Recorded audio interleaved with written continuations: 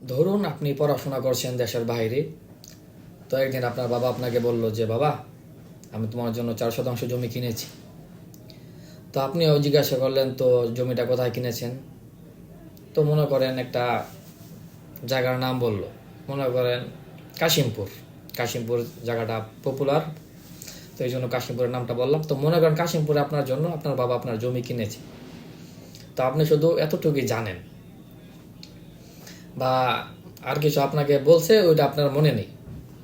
তো আপনাকে জাস্ট আপনি এতটুকু জানেন যে কাশিমপুরে আপনাদের জমি আছে। তো হঠাৎ যে কোনো অ্যাক্সিডেন্টলি বা কোনো দুর্ঘটনার কারণে আপনার বাবা আর নেই। তো আপনি অনেকদিন পরে দেশে আসছেন, বা তখনই আপনি ওই ঘটনা শুনে আপনি দেশে আসছেন। আসার পরে যেটা আপনার রিলিজিয়াস ধর্মের কাজ ওইটা আপনি সেরেছেন। তো আপনি জানতে চাচ্ছেন যে কাশিমপুরে আপনার জমিটি ছিল, তো ওই জমিটি কোথায় আছে আপনি আর কোনো কিছু জানেন না, বা আপনার ফ্যামিলি কেউই জানে না। শুধু আপনি এতটুকুই জানেন যে কাশিমপুরে আপনাদের জমি আছে। তো সেই ক্ষেত্রে আপনি ওই জমিটা কীভাবে উদ্ধার করবেন?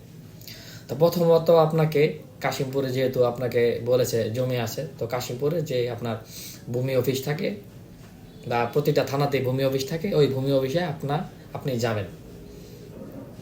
তো ভূমি অফিসে যাওয়ার পর আপনি আপনার যে বাবার নাম, তো উনি তো এই নামে আপনি দেখবেন কোনো আপনার রেকর্ড পান কিনা।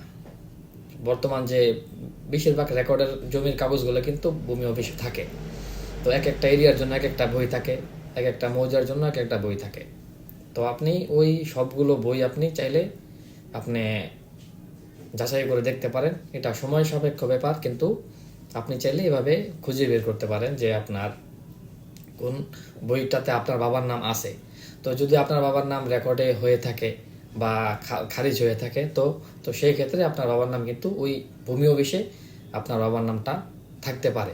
তো সেই ক্ষেত্রে আপনি ভূমি অফিসের যে অফিসাররা থাকে ওনাদের সাথে কথা বলে বলবেন যে আমার বাবার নাম এটা এবং আমার দাদার নাম এটা। তো যার নামে খারিজ থাকে তার বাবার নাম বললে দেখা গেছে ওই দুটোর নাম মিলে, বা বললেন যে আপনার কিছুদিন আগে কতদিন আগে জমিটা কিনছে, 1 বছর আগে, 6 মাস আগে। তো সেই ক্ষেত্রে ওই রকম ডেট খুঁজে আপনারা ততদিনের জন্য তল্লাশি করতে পারেন। তো প্রথমত হলো এটা, যদি এখান থেকে পান আলহামদুলিল্লাহ ভালো, না পাইলে আপনি আরেকটা কাজ করতে পারেন যে এই ডেট সাল দিয়ে বা কত সালে আপনারা জমিটা কিনেছেন, কোন এরিয়াতে কিনেছেন, তো এই মৌজাগুলা দিয়ে আপনারা ওই যেই থানার যে জেলাটা আছে, জেলাতে রেকর্ড অফিস থাকে, বা আপনার সাব রেজিস্টার অফিস থাকে, আপনার জেলা রেকর্ড অফিসে আপনি খোঁজ করতে পারেন, বা আপনি হচ্ছে গিয়া যে সাব রেজিস্টার অফিসে আপনি খোঁজ করতে পারেন। ধন্যবাদ সবাইকে।